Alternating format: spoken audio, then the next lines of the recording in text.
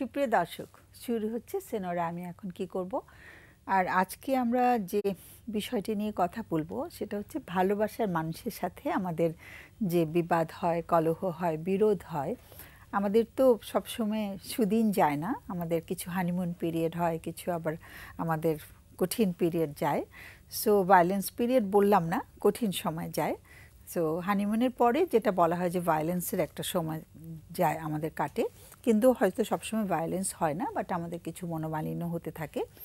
তো ভালো যাচ্ছে, খারাপও যাচ্ছে, কিন্তু যখন খুব খারাপ একটা কিছু ঘটে, খুব খুব একটা বিরোধ হয়ে যায়, আমরা দুজন দুজনকে হয়তো নিতে পারছি না, গ্রহণ করতে পারছি না, একজন হয়তো ভীষণ কষ্ট পেয়েছে, সেখান থেকে সে আবার প্রতিবাদী হতে গিয়ে এমন কিছু কথা বলে ফেলছে, অপরপক্ষও তখন এমন কিছু কথা বলে ফেলে যাতে করে একটা খুবই এমন একটা পরিস্থিতি হয় যেটি যারা হয়তো অবজার্ভ করছে বা যারা সামনে আছে তাদের জন্য ভীষণ একটা মানে সেন্সিটিভ ব্যাপার হয়ে যায়, তারাও বুঝতে পারে না কি করবে, তারা অনেক সময় এফেক্টেড হয়ে যায়। এবং এইভাবে মানে ভালোবাসার মানুষদের সাথে আমাদের এই ঘটনাগুলো ঘটতে পারে। এটা ঘটা অস্বাভাবিক কিছু হয় না, অস্বাভাবিক কিছু নয়। কিন্তু যেটা হয় যে আমরা তাদেরকে ওই সময়টাতে ভালোবাসার মানুষটির সাথে আমি কি আচরণ করছি সেটা খুব ইম্পর্টেন্ট। তো অনেক সময় দেখা যায়, মানে অনেক সময় না, এটা প্রায়ই হয় যে আমরা তখন আমাদের যে ভেতরে যে সত্তাটি, যেটাকে আমরা লুকিয়ে রাখি, অনেক ভেতরে লুকিয়ে রাখি, যেটা খুবই বিধ্বংসী, যেটা খুবই অ্যাংরি, যেটা একেবারে খুব অ্যাগ্রেসিভ, সেই সত্তাটিকে কিন্তু আমরা সহজে প্রকাশ করতে চাই না, কারণ তাতে করে মানুষ আমাদেরকে জাজ করবে, আমাদের সম্পর্কে হয়তো নেগেটিভ কথা বলবে। আমরা সেই সত্তাটি একটু লুকিয়ে রাখতে চাই, কিন্তু সেই সত্তাটি সেই সময় বেরিয়ে আসতে পারে। তো আজকে তাই আমরা আলোচনা করতে চাইছি যে ভালোবাসার মানুষটির সাথে যখন আমার কলহ বিবাদ হচ্ছে, আমরা কি আমাদের অজান্তেই আমাদের ভেতরের সত্তাটাকে বের করে ফেলি কিনা, এবং বের করে ফেললে কেন করি সেটার আরও অনেক যুক্তি আছে, অনেক কারণ আছে। আমি যাচ্ছি আমার অতিথিদের কাছে, ওরাই হয়তো আরও ডিটেলে বলবে। আমি পরিচয় করিয়ে দিচ্ছি। একজন হচ্ছে রাজু, তোমার গোটা নামটা হচ্ছে মোহাম্মদ আসাদুজ্জামান রাজু। তুমি কাউন্সিলিং সাইকোলজিস্ট হবার পথে তুমি হয়ে যাবে কয়েকদিনের মধ্যে। আর তুমি কাজ করছো একটা মেন্টাল হেলথ কেয়ার সেন্টারে। আর হচ্ছে মনজিয়া মুশতাক, ও কাজ করছে সাইকোসোশ্যাল কাউন্সিলর হিসেবে ব্র্যাক বিশ্ববিদ্যালয়ে, এবং ও পড়াচ্ছে ওখানে। তোমাদের দুজনকে স্বাগত। তো মনজিয়া, তুমি খুবই অতি মানে কি বলবো, কি বলে রিসেন্টলি বাংলা কি সম্প্রতি তুমি একটা খুব সুন্দর একটা কনফারেন্স অ্যাটেন্ড করে আসলে। আজকের বিষয়টার সাথে হয়তো সেটা সম্পৃক্ততা নাও থাকতে পারে। তোমাকে দিয়ে আজকে শুরু করি। আচ্ছা ম্যাম, থ্যাংক ইউ। প্রথমে যদি বলি যে কলহের কথা বলছিলেন, কলহটা সব সময় দাম্পত্য কলহের কথাই যদি বলি, সব সময় যে খারাপ তা কিন্তু না। যখন যদি এটা একটা হেলদি ওয়েতে থাকে, যেখানে দুজনই হাজব্যান্ড ওয়াইফ নিজেদেরকে শ্রদ্ধা করছে, সেখানে কিন্তু অনেক সময় দাম্পত্য কলহের সময় আমরা কি অনেক কিছু বলি যেটা হয়তো আমাদের সমস্যাটাকে সমাধানের দিকে নিয়ে যায়। কিন্তু যখন এটা আনহেলদি হচ্ছে, বারবার হচ্ছে, তখন দিস ইজ সামথিং যেটা নিয়ে আমাদের চিন্তা করা দরকার। এবং যখন আমাদের কলহ হচ্ছে, দাম্পত্য সম্পর্কের কথাই যদি বলি, আমাদের ভিতরে আমরা মনে করি যে আমি একটাই সত্তা, কিন্তু আমাদের ভিতরে কিন্তু নানা সত্তা আছে। কখনো কখনো আমার ভিতরে একটা সত্তা আছে যে আমাকে ভালো মন্দ দেখায়, কখনো আমি নিজেকে বকছি, অন্যকে বকছি। আরেকটা সত্তা আছে যে ভালোবাসতে চায়, ভালোবাসে, অন্যদের টেক কেয়ার করে, নিজেরও টেক কেয়ার করে। ঠিক তেমনি আমাদের ভিতরে একটা শিশু সুলভ একটা চাইল্ড আছে, যেটাকে ফেমাস সাইকিয়াট্রিস্ট যিনি ট্রানজ্যাকশনাল অ্যানালাইসিস থিওরিটা দিয়েছেন, এরিক বার্ন বলেছেন চাইল্ড সত্তাটা। সো ওই সত্তাটার ভেতরেও কিন্তু অনেক আবেগ, এটা পুরাই আমার নিজস্ব আবেগ, চিন্তা, ভাবনা বিরাজ করে। সো অনেক সময় যেটা হয় যে যখন দাম্পত্য কলহ হচ্ছে, হয়তো আমি সহ্য করে নিচ্ছি, মেবি আমার সেই ছোট্ট সেলফটা ছোটোবেলায় যেভাবে জিনিসগুলোকে ধৈর্য সহকারে মেনে নিচ্ছে, পার্টনারের কিছু একটা ভালো লাগছে না অনেক দিন ধরে, বলছি না, এনার্জিটা ধরে রাখছে অনেকক্ষণ ধরে, এবং একটা পর্যায়ে গিয়ে যখন ওই এনার্জিটা ধরে রাখতে পারছে না সেই সেলফটা, তখনই এই অ্যাঙ্গার আউটবার্সটা হচ্ছে। আমি যদি বলি একটা পানির বোতল আমি যদি 1 লিটারে 5 মিনিট ধরে রাখি, আমি হয়তো ধরে রাখতে পারবো, কিন্তু 1 ঘন্টা হলে কিন্তু অটোমেটিক আমার হাত থেকে পড়ে যাবে।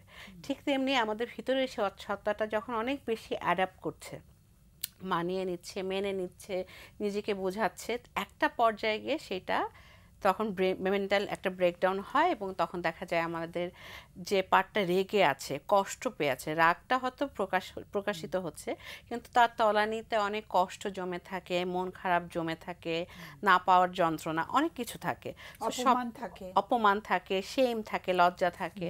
সো সব কিছু তখন বেরিয়ে আসে, এবং ওই সময়টাতে আমরা যেটা বলি যে আমাদের আবেগীয় ব্রেন যেটা, সেটা অনেক বেশি অ্যাক্টিভ থাকে, লজিক্যালটা কম অ্যাক্টিভ থাকে।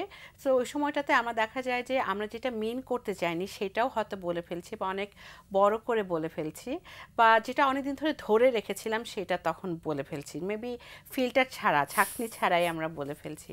এবং এই যে দাম্পত্য সম্পর্কে যে আমরা বলছি তুমি আমাকে প্রায়োরিটাইজ করো না, আমাকে কখনোই তুমি গুরুত্ব দাওনি, এই নিডগুলো যে আমরা বলছি, এটা কিন্তু এখনকার নিড না, এমন না যে শুধু পার্টনারের কাছ থেকে হতে পারে, এটা আমাদের চাইল্ডহুডের নিড।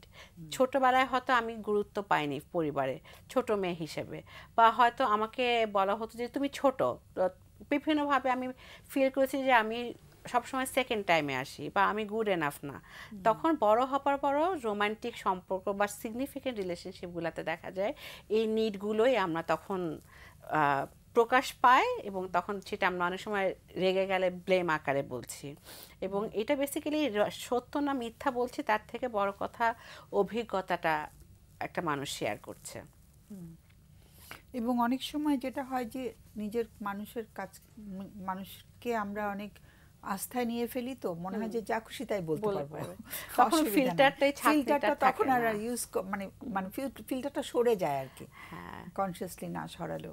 রাজু, ওকে, আজকের যে টপিকটি আমার কাছে খুবই ভালো লেগেছে, আমার মনে হয় বারবার পড়ি। এটা যেটা বলা হয়েছে যে ভালোবাসার মানুষটির সাথে যখন কলহ হয় তখন কি আর আমাদের সত্যিকার সত্তা প্রকাশ করে ফেলি।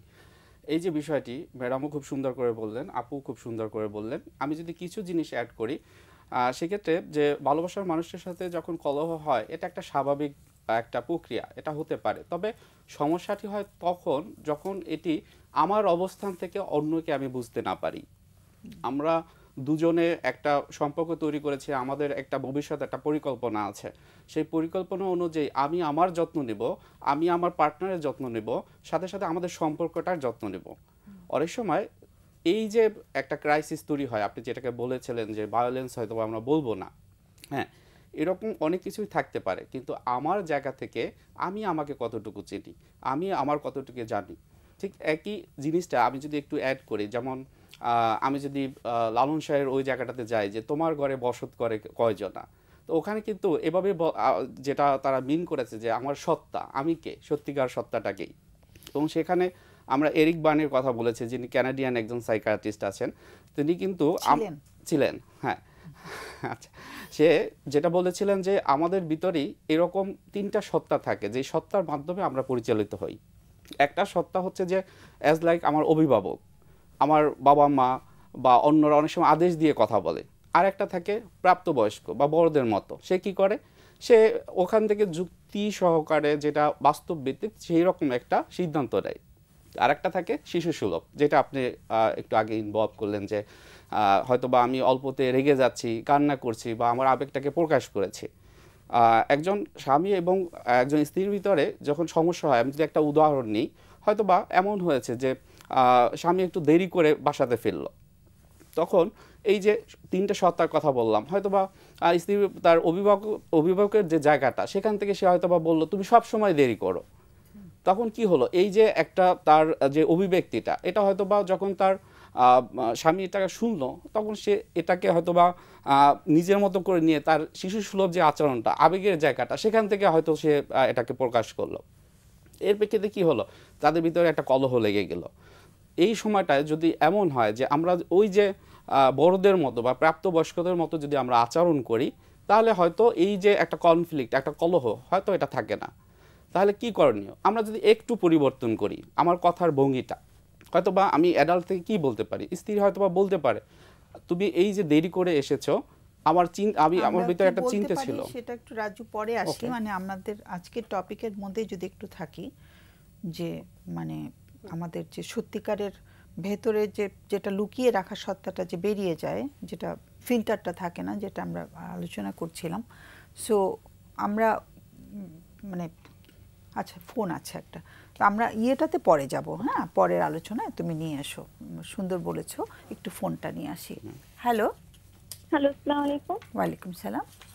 জি, আপনি কি শুনতে পাচ্ছেন? হ্যাঁ, পরিষ্কার। আমি বলবো? হ্যাঁ। আচ্ছা, আমার এজ হচ্ছে বর্তমানে 21, আর আমার হচ্ছে গিয়ে যখন আমার এজ ছিল হচ্ছে 16, তো তখন থেকে হচ্ছে আমার একটা ছেলের সাথে মানে সম্পর্ক ছিল। বর্তমানে 5 একটু বছর আমি একটু আরেকটু জোরে শুনতে পারলে ভালো হতো, কেমন?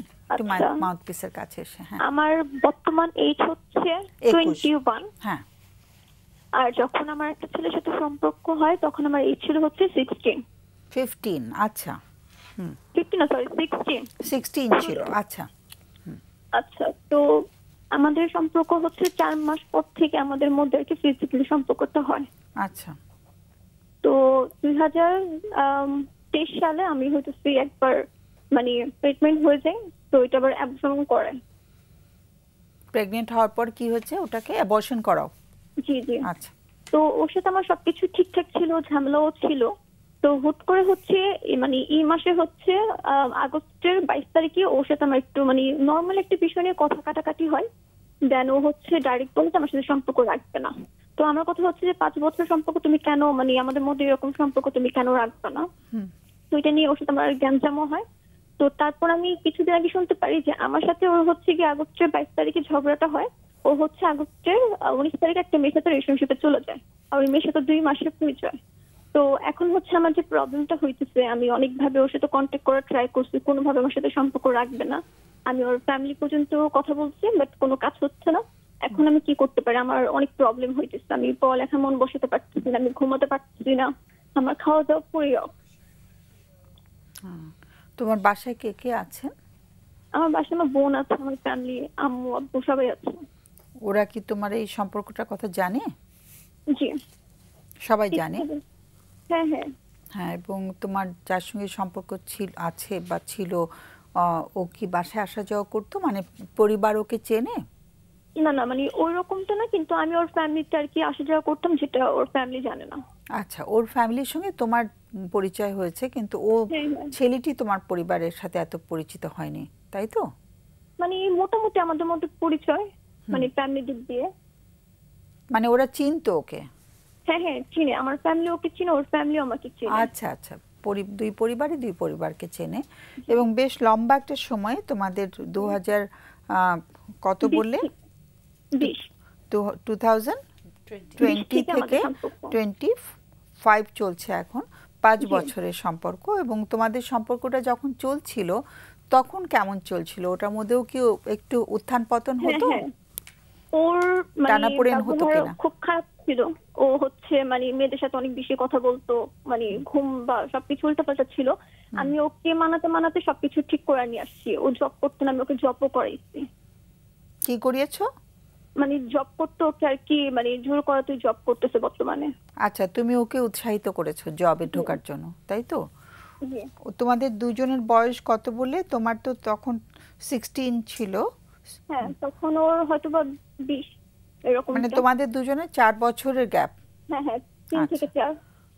সো এখন হাউ ওল্ড ইজ হি নাও, ছেলেটি?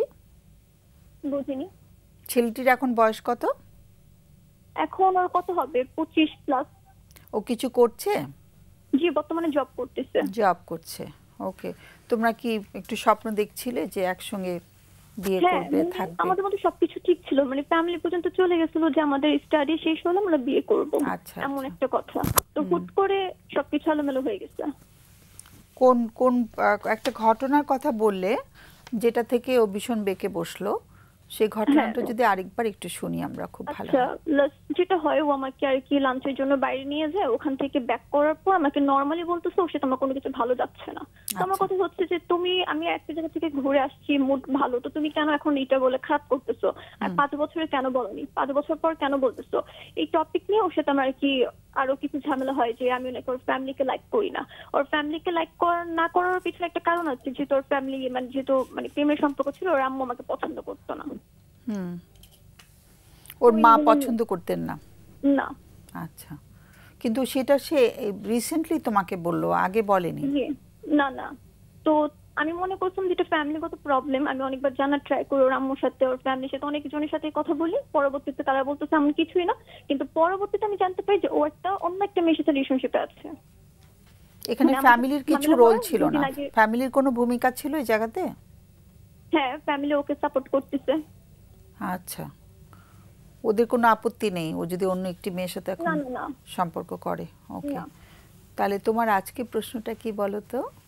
এখন আমার যে প্রবলেমটা হইতেছে যে আমি খাওয়া দাওয়া করতে পারতেছি না, আমি ঘুমাতে পারতেছি না, কিভাবে তোমার মুভ অন করতে পারতেছি না, আমি কি চাইতেছি আমি নিজেও বুঝতেছি না। আমার এমন একটা সময় হয় যে আমি ভালো থাকি, হুট করে আমার কান্না এসে পড়ে, আমি নিজেকে কন্ট্রোল করতে পারি না। খুবই স্বাভাবিক। ঠিক আছে, তুমি একটু নিজের যত্ন তো নিতে হবে, একটু লাইনে থাকো কষ্ট করে, আমাদের অতিথিরা একটু প্রশ্ন করবেন তোমাকে। হ্যাঁ, একটু লাইনে থাকো মানজিয়া। আচ্ছা, একটু জানতে চাচ্ছি, আপনার যখন খুব খারাপ লাগে কারোর সাথে কি শেয়ার করেন আপনার খারাপ লাগার জায়গাটা? হ্যাঁ, ফ্রেন্ডদের সাথে শেয়ার করি। আমি অনেকবার সুসাইড করতে চাইছি, আমার ফ্রেন্ডরা আমাকে অনেক কিছু বলে বুঝিয়েছে। আচ্ছা, পরিবারে কারোর সাথে, আপনার বাবা মা বোন? না। তাদের সাথে না? আম্মুর সাথে না? না, কারোর সাথে না। আচ্ছা, আপনি বলছিলেন সুইসাইডের জায়গায়, লাস্ট কবে আপনি ট্রাই করেছিলেন? আমার এখনো এমনটা হয় যে আমি কিছু একটা করে বসি। মনে হয় আপনার? কখনো কি অ্যাটেম্প নিয়েছিলেন? হ্যাঁ। কতদিন আগে? এটা হচ্ছে এই মাসের 19 তারিখ, সরি 19 তারিখ না, 18 তারিখ। গত মাসে? না, এই মাসের। আচ্ছা, আপনি কি এটা ফার্স্ট টাইম করেছেন নাকি এর আগেও আপনার মানে আগেও এরকম সেলফ হার্মিং হিস্ট্রি আছে? বুঝিনি। আপনি কি ফার্স্ট টাইম নিজেকে হার্ম করা ট্রাই করেছেন নাকি এর আগেও আপনার এই যে? না, আগে থেকে। আগে থেকে বলতে কত আগে থেকে? মানে 5 বছর যাবত ওর সাথে সম্পর্কে আমার সাথে অনেক ঝামেলা হয়েছে। 2023 আমার অবস্থা এমন ছিল যে আমি ফ্যামিলিকে শেয়ার করতে পারতেছি না, অবস্থা খুব খারাপ ছিল, তখন আমি অনেকবার চাইছি। আচ্ছা, একটু জানতে চাচ্ছি যে আম্মুর সাথে আপনার সম্পর্কটা কেমন? মোটামুটি, মানে আমি কখনো কিছু শেয়ার করতে পারি না। আচ্ছা, কি হয় যদি শেয়ার করেন? বোধহয় বিরতির সময় হয়ে গেছে, ওকে আমরা রাখি। হ্যাঁ হ্যাঁ, তুমি না একটু আমাদের সঙ্গে থাকবে। হ্যাঁ, ওদের বিরতির সময় হয়ে গেছে, তো আমরা বিরতির পর তোমার সঙ্গে আবার তোমার কথাগুলো আবার শুনবো। তুমি বিরতির পরে তোমাকে আবার কানেক্ট করা হবে। হ্যাঁ, ঠিক আছে, আমাদের সময় হয়ে গেছে তো বিরতির, আমরা ঘুরে আসি। সুপ্রিয় দর্শক, আমরা ছোট্ট একটা বিরতিতে যাচ্ছি, বরাবরের মতন আবার ফিরে আসবো।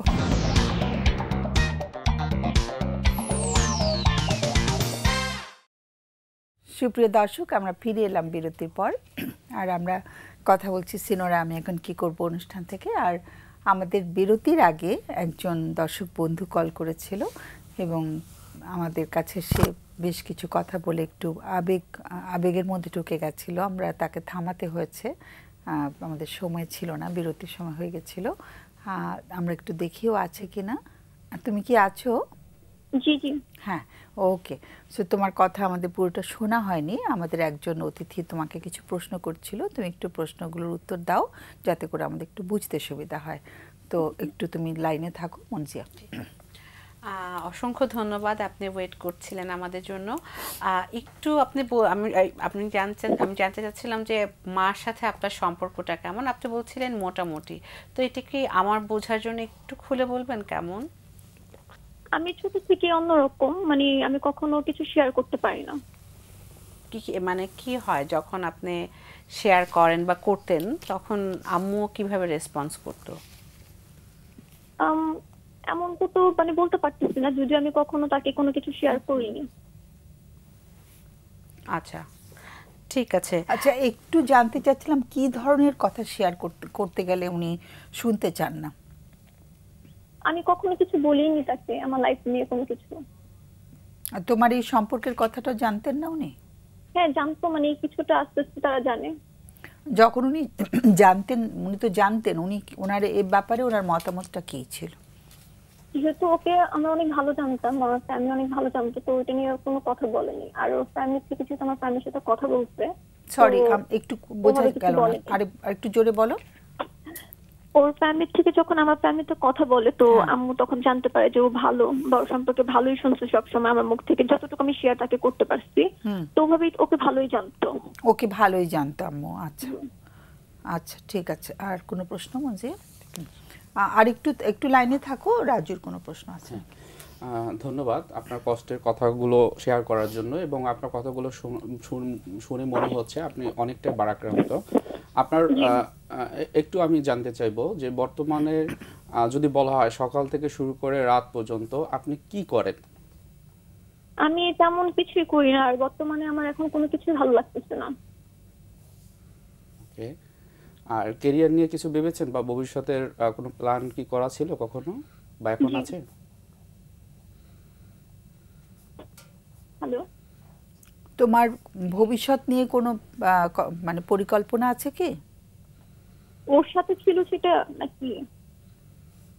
না, নিজেকে নিয়ে একটা হ্যাঁ তো। নিজেকে নিয়ে অনেক কিছু ছিল, এখন আমি তো পড়ালেখাই করতে পারতেছি না, আমি স্কুল দিতে পারতেছি আচ্ছা না। আচ্ছা, ওকে। এখন তুমি এখনো পড়ার মধ্যেই আছো না? জি। কি পড়ছো? মানে কি পড়ছো, সাবজেক্ট বলতে হবে না, কোন লেভেলে? 9। Ninth semester? না না না, ক্লাস 9 এ আমার একটু গ্যাপ দিছিল। ও তোমার আচ্ছা, গ্যাপ class গেছে। 9 আচ্ছা আচ্ছা, ওকে। আচ্ছা, একটু আরেকটা প্রশ্ন ছিল, সেটা হচ্ছে তোমার বাবা মার বন্ধুত্বটা কেমন দেখেছো ছোটবেলা থেকে? মানে আমার সাথে? না না, ওদের দুজনের মধ্যে। ভালো। সরি? ভালো। ভালো বলতে? মানে ভালো সম্পর্ক তাদের। মানে ভালোটা একটু যদি ব্যাখ্যা করো তাহলে আরেকটু বুঝতে পারবো। মানে তাদের সাথে তো সবসময় ভালো কিছুই, মানে ভালো কিছু দেখে আসছি। সেটা যদি একটু ব্যাখ্যা করো, ভালো বলতে তুমি কি মিন করছো? আমি আসলে বুঝিনি। তাদের দুজনের বন্ধুত্বটা তুমি বলে যে ভালো বন্ধুত্ব দেখেছো তাদের মধ্যে, তাই তো? হ্যাঁ। সেই মানে কোন জিনিসগুলো তোমার মনে হচ্ছে এগুলো থাকলে দুজনের স্বামী স্ত্রীর মধ্যে বন্ধুত্বটা যে ভালো আছে এটা বোঝা যায়? কোন কোন দৃশ্যগুলো দেখে বড় হয়েছো? আমি মানে যা দেখছি ভালোই দেখছি, আমি কখনো খারাপ কিছু দেখিনি। আমি তো খারাপটা জানতে চাইনি, আমি ভালোটাই জানতে চেয়েছি। কি কি ভালো দৃশ্য দেখেছো যেটা আমরা বাবা মাকে ইন্টারঅ্যাক্ট করতে দেখি না? সো তুমি আমাদের বাচ্চাদের মনেও জিনিসগুলো কিন্তু একদম হয় না, মানে ছাপা হয়ে থাকে, প্রিন্টেড হয়ে থাকে। তাদের দুজনকে তুমি তাদের দুজনের ইন্টারাকশনগুলো দেখতে তোমার কেমন লাগতো? মানে কোন জিনিসগুলোকে খুব ভাল লাগতো? তাদের কেয়ারিং নিশ্চয়ই ছিল, তাদের মানে দুজনের বন্ধুত্ব, কোন কোন জিনিসটা তোমাকে খুব মানে খুব উল্লেখ করার মতো মনে হয়েছে? মানে আমার বাবা আমার আম্মুকে বুঝে, বা আমার আম্মু আমার বাবাকে বুঝে, বা আমাদের ফ্যামিলির যদি কোনো প্রবলেম হয় এটা দুজনকে আর কি বুঝে। তারা যে বোঝে সেটা তুমি বুঝতে কেমন করে? মানে যে জিনিসটা আমাদের জন্য ভালো সবসময় তারা সেটাই করে আসছে। যেটা তোমাদের জন্য ভালো সেটা করেছেন, কিন্তু তাদের ভালোবাসাটা কেমন? তাদের আবেগের প্রকাশটা কেমন? পরস্পরের প্রতি কিভাবে প্রকাশ করতেন সেটা? মানে আমাদের যখন যেটা দরকার তারা সেটা তো তোমাদের দরকারের মধ্যে আসলো, কিন্তু তাদের ইন্টারঅ্যাকশন গুলো, নিজেদের সাথে নিজেদের আবেগগুলো কিভাবে প্রকাশ করতেন? আসলে আমি এটা বলতে পারতেছি না। ধরো মার কখনো একটু শরীরটা খারাপ হলো, বাবা সেবা করছেন কিনা? হ্যাঁ হ্যাঁ। বাবা সেবা করতেন? জি। হ্যাঁ, সেবা করেছেন, বাবা দেখেছো? হ্যাঁ। ওকে।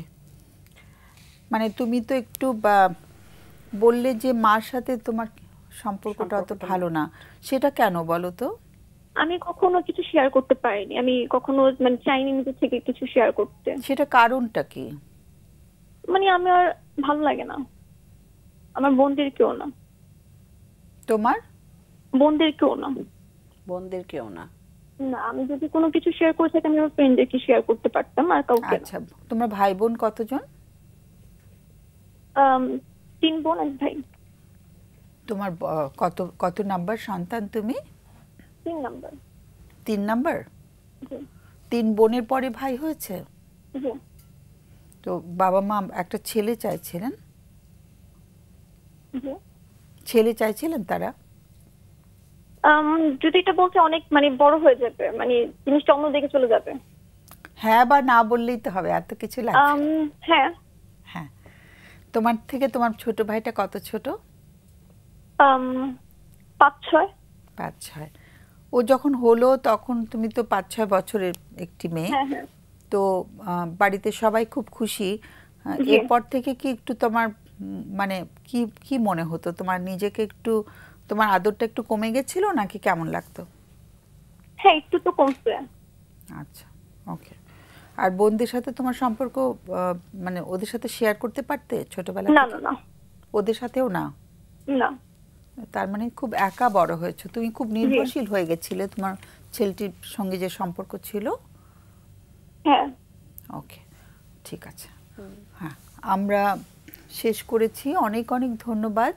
অনেকগুলো প্রশ্ন করে ফেললাম, অনেক কষ্ট দিয়ে ফেললাম। আশা করছি তুমি ক্ষমা করবে আমাদেরকে। আর আমরা আলোচনা করছি, তুমি আমাদের আলোচনা শোনো। আমাদের সবার তরফ থেকে তোমার জন্য অনেক অনেক আদর এবং ভালোবাসা রইল। ওকে, সো রাজু আগে বলতে চাও? ওকে, সো এই যে যিনি ফোন দিলেন তার একটা বিষয় আমি খেয়াল করলাম যে তার একটা অ্যাডোলেসেন্ট পিরিয়ডের পরেই বা অ্যাডোলেসেন্ট পিরিয়ডের ওই সময়টাই, যেটাকে আমরা 18 বছর বলি, ওই সময়টাই কিন্তু এই ধরনের 18 তো অ্যাডাল্ট, অ্যাডোলেসেন্ট পিরিয়ড 18 বছরের আগে আমি বলছি। তো 16 বছর বয়সে আর কি। 17 বছর বা 16 বছর তার ছিল।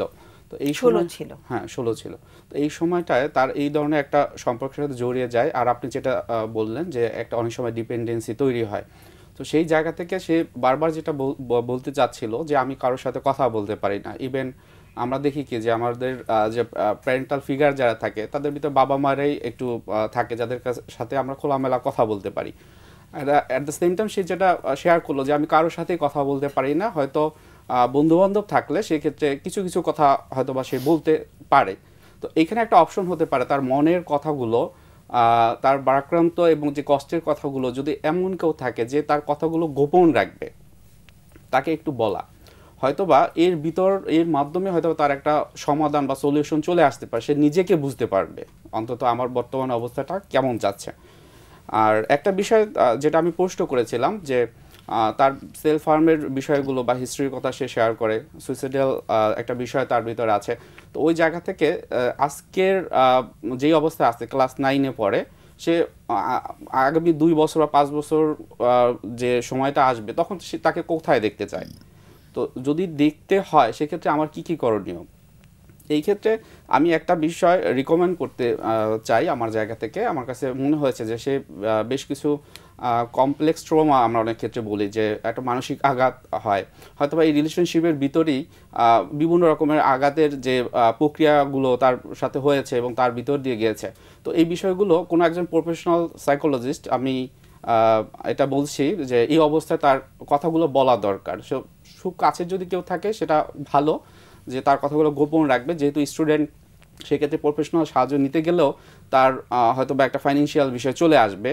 তো সব থেকে ভালো হবে যদি প্রফেশনাল সাইকোলজিস্টের কাছে যেতে পারে, তার মনের কথাগুলো, কষ্টগুলো, যে ঘটনাগুলো তার ক্ষেত্রে হয়েছে বলতে পারে। হয়তো বা এখানে তার একটা নিজের ভিতরে একটা হিলিং তৈরি হবে।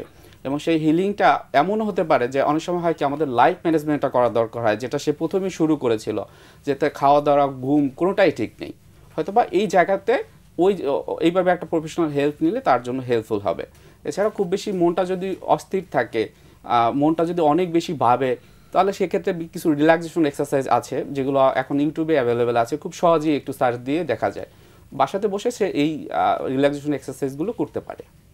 ওকে, অনেকবারই সুইসাইড অ্যাটেম্প করেছে বললো না? বেশ কয়েকবার। থ্যাংক ইউ আসাদ, সুন্দর করে বলছিলেন। যেটা ম্যাম বলছিলেন যে ডিপেন্ডেন্সির জায়গাটা, এবং মানে ধরে নিচ্ছি, মানে আমি পুরোপুরি ক্লিয়ার না, তারপরেও যে যেহেতু মার সাথে একটা দূরত্ব, আমাদের কিন্তু সেম জেন্ডার মা মেয়ে বাবা ছেলে, বা না হলেও অপোজিট জেন্ডারের প্রতি হলেও কিন্তু আমাদের একটু প্যারেন্টসের প্রতি একটা ডিপেন্ডেন্সি থাকে। যখন সেই জায়গাটা আমরা ছোটবেলা থেকে পাই না, উনি বলছিলেন যে বলতে ভালো লাগে না, তো এখন হয়তো এই মুহূর্তে উনি যে স্টেটে আছেন উনি চিন্তা করার জায়গাটাতে ওইভাবে পারছেন না বা কষ্ট হচ্ছে। অবশ্যই ছোটবেলায় কখনো কখনো ছোট আমার বাচ্চা হিসেবে কিন্তু বলি, এই আবেগগুলো প্রকাশ করি, তো তখন দেখা যায় যে অনেক সময় আমাদের আবেগগুলোকে গুরুত্ব দেওয়া হয় না। এবং ওনার আগে দুটো বোন আছে, হ্যাঁ, তো সব কিছু মিলিয়ে হতে পারে যে ছোটবেলা থেকে ওনার আবেগগুলোকে গুরুত্ব দেওয়া হয় না। এবং অনেক সময় যখন এরকমটা আমরা বাবা মার কাছ থেকে পাই, তখন আমি নিজে নিজে ডিসাইড করি মনে মনে যে ছোটবেলায় যে তখন আমার লজিক্যাল ব্রেন এভাবে ডেভেলপ থাকে না যে আমাকে কেউ ধরবে না, আদর করবে না, তো আমাকে নিজেকেই নিজে সামলাতে হবে, তখন আমরা একাই বাঁচতে হবে। তখন আমি প্যারেন্টসের সাথে একটা দূরত্ব চলে যায় বা ফ্যামিলি মেম্বারদের সাথে আমি আর বলি না, কারণ বললে ভয় লাগে যে আমাকে হয়তো জাজ করা হবে বা আমার আবেগটাকে গুরুত্ব দেওয়া হবে না। সেই জায়গা থেকে উনি যখন একটা অ্যাডোলেসেন্ট পিরিয়ডে বয়সন্ধিকালে 16 বছর বয়সে একটা পার্সনকে পেয়েছেন যে তার কথা শুনছে, আমরা সবাই কিন্তু চাই যে আমাদেরকে কেউ দেখুক, আমার কথা কেউ শুনুক, আমাকে কেউ ফিল করুক। সো এই জায়গাটা যখন একটা মানুষের কাছে পেয়েছে, তাকে ঘিরে তার ওয়ার্ল্ডটা তৈরি হয়েছে, তার ভালো লাগা মন্দ লাগা। তো এই সময় যেটা হয় যে এই যে ছোটবেলার চাইল্ডহুডের আনমেট নিড, যে এটা সরি একটু ইন্টারাপ্ট করছি, খুব খুব দ্রুত কিন্তু ওরা শারীরিক সম্পর্কে চলে গেছে। ওরখানে কিন্তু ঠিক এখানে শুধু শরীরের চাহিদা না, এটা কিন্তু একটা অ্যাটাচমেন্টের চাহিদা থেকেও কিন্তু আমরা মানে এক্স্যাক্টলি ঘটনা ঘটাই। সেটাই, যে অ্যাটাচমেন্টের যে নিডটা থাকে, নিড ফর লাভ, ভালোবাসা, যত্ন, হ্যাঁ, এগুলো, এবং এটার কারণে খুব দ্রুত রিলেশনশিপে চলে যাওয়া, ফিজিক্যালি ইন্টিমেট হয়ে যাওয়া, প্রোটেকশন, রিস্কি বিহেভিয়ারে চলে গেছেন। অবভিয়াসলি এগুলো কোনোটাই তার মানে কনশাস চয়েস ছিল না, এগুলা ছোটবেলা থেকে এই নিডগুলো জমে জমে একটা পর্যায়ে একজনের উপর ডিপেন্ডেন্ট হয়ে যায়। এই মুহূর্তে ওনাকে আমার কাছে মনে হচ্ছে যে আমরা যেটা বলছি মানে উনি অনেক বেশি কষ্টের ভিতর দিয়ে যাচ্ছেন এবং খুব রিসেন্ট টাইমে ব্রেকআপ হয়েছে এবং একটা বিট্রায়ালের ভিতর দিয়েও যাচ্ছেন। 5 বছরের সম্পর্ক ছিল, হুট করে আরেকটা মেয়ের সাথে সম্পর্ক। তো এই মুহূর্তে উনি বিভিন্ন ধরনের আবেগের ভিতর দিয়ে যেতে পারে, হতে পারে যে মানতে পারছেন না, যেটাকে আমরা ডিনায়াল বলি, খুব রাগ কাজ করতে পারে নিজের প্রতি, অন্যের প্রতি, অনেক সময় সৃষ্টিকর্তার প্রতিও রাগ কাজ করে, আমার সাথে কেন এরকম হলো, বার্গেনও করতে পারেন যে আমি যদি সম্পর্কটাতে চলে যেতাম। তো যেটা বলা হচ্ছে বিভিন্ন ধরনের আবেগের ভিতর দিয়ে যাচ্ছে। এই সময়টাতে আমরা বলবো যে মেজর কোনো ডিসিশন না নিতে। এই সময় দেখা যায় যে আমরা একটা ডিপেন্ডেন্সি রোমান্টিক রিলেশনশিপে ব্রেকআপ হলে হিল না হয়, যেটা ম্যাডাম ব্রেকের সময় আপনিও ডিসকাস করছিলেন, যে অতীতের সম্পর্কের তিক্ততা কাটিয়ে উঠতে না উঠতে আমরা আরেকজনের উপর ডিপেন্ডেন্ট হয়ে যাই।